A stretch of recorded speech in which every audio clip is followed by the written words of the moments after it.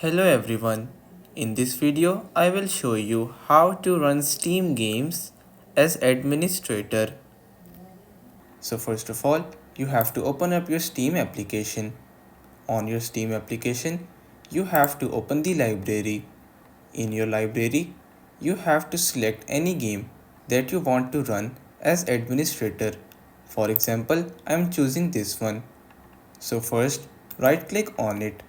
Then click on the option that says Properties. Now click on Installed Files and then click on Browse. Once you click on Browse, you will be redirected to the files.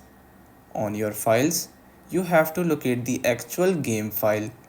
Once you locate that, you have to right click on it and click on Properties.